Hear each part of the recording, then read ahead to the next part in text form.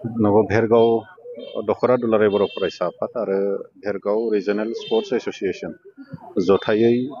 देग्लाय बोसोराव 18थि आइजोफोरनि जोलुर बादायनाय खुंदों।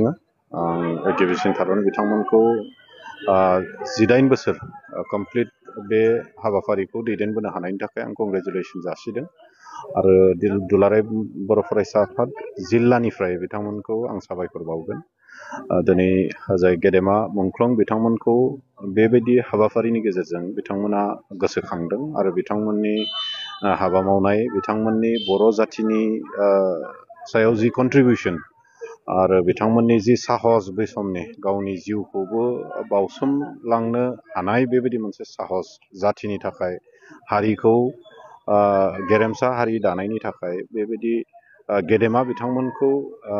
गोसोखांनाय लोगोसे बिथांमोननि बे खामानि मावनायफोरखौ गोजोर आरो अराय गोथाङै लाखिनो थाखाय बिथांमोना बे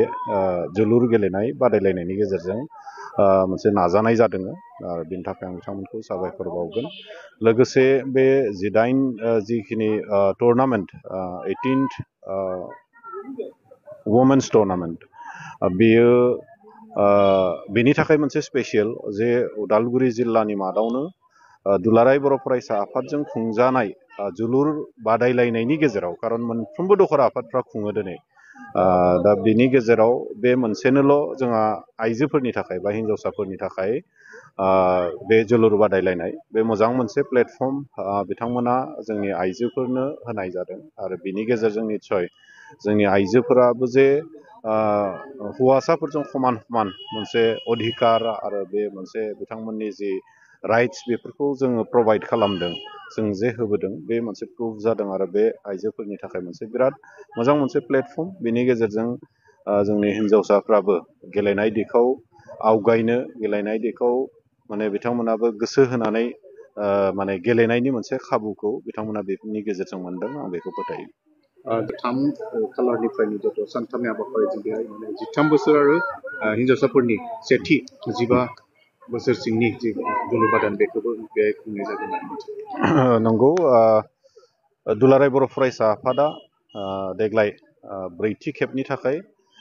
13 बोसोर बैसो सिंनि हौवासाफोरनि जोलुर बादायनाय आरो हिन्जावसाफोरनि 15 बोसोर बैसो सिंनि जोलुर बादायनाय देग्लाय खुंनो लादों आरो बेयाव मोननै जनावहाय बेखौ राननाय जादों। सोनाब बाहागोनि माखासे जिल्लाफ्रा चिराङाव बाहागो लागोन गाबोननिफ्राय 2 तारिख नभेम्बरनिफ्राय बे जागायगोन चिराङावहाय आरो जों मोनसे जना जोंनि उदालगुरियाव जोङो बेखौ खुंनो थाखाय खाबु मोनदों आरो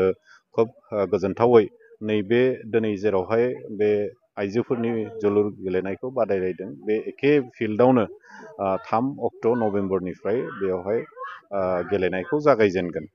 सानथामनि थाखाय बे हाबाफारिया बेवहाय गेलेनाय जागोन। 3 नभेम्बर 4 आरो 5 नभेम्बराव जोंहा बे जनाव जोबगोन आरो बे फिल्डआवनो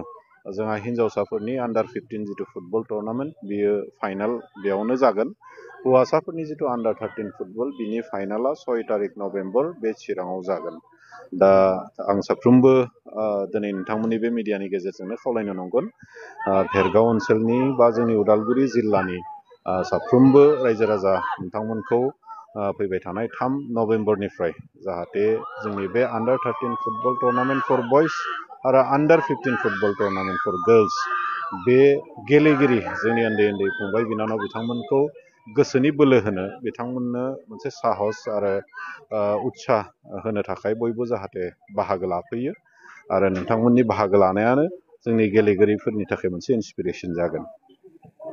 हिन्जावसाफोरनि जोलुर बादायलायनाय भेरगाव हालामाव बोसोरफ्रोमबो खुंनाय जायो। जोङो देग्लाय बे खुंनाय हाबाफारिखौ एसे आलदायै खालामदों माने कन्टिनिउटिखौ लाखिनो थाखाय जोङो आरो गोबां मोननै जाहोनफोर थाबाय बेनि थाखाय जोङो आबुङै खुंफुंनो हानाय नङा देग्लाय ओंखायनो सानसेनि हाबाफारिजों मोननै टीमजों देग्लायनि गेलेनाय बादायलायनायखौ जों बेवहाय फाथिनो लादों। जोङो थांनाय सेप्तेम्बर दाननि 1निफ्राय 6 तारिखनि गेजेराव खुंनो गोनांमोन गोबां जाहोननि थाखाय बेखौबो जोङो फावसायफिननो गोनां जादों। फावसायनानै दिनै जोङो दिनैनि तारिखआव जोङो बे हाबाफारिखौ लादों आरो मोनसे कारना जाहैबाय दुलाराय बर' फरायसा आफादनि आन्डार 15 आरो आन्डार 13खौ 3 तारिखनिफ्राय जोंनि नैबे फिल्डआव मोननैसो बादायलायनाय बेवहाय फाथिनाय जागोन बै गासै दिगफोरखौ नायनानै जोङो जोंनिखौबो एसे आबुं महर होआलासिनो दिनै सानसेनि हाबाफारिखौ बेवहाय खुंफुंनो लादों आरो बेखेवगिरि आलासि महरै जोङो उदालगुरि जिल्ला दुलाराय बर' फरायसा आफादनि आफादगिरि बिथां कर्नेलियास दैमारि बिथां दङ लोगोसे दुलाराय बर' भेरगाव जिल्ला बर' थुनलाइ आफादनि आफादगिरि बाबुल सोरां बाबुल अखाफोर बर' बिथां दङ दुलाराय बाथौ गौथुम भेरगाव जिल्लानि आफादगिरि दङ थुनलाइ आफादनि दङ आरो खाथि खाला दखरा एबसुनि बिबानगिरि बिथांमोना बेवहाय बाहागो लाफैदों लोगोसे ओनसोलनि रायजो राजाफोर आरो मुंख्लं न'खरनि बेवहाय मानसिफ्रा बाहागो लाफैदों बेखिनियानो भेरगावनिफ्राय मोनसे लकेल टीम दं आरो बाक्सा बागानपारा बे मोननै टीमजों बेवहाय गेलेनाया दिनै जागोन आरोखि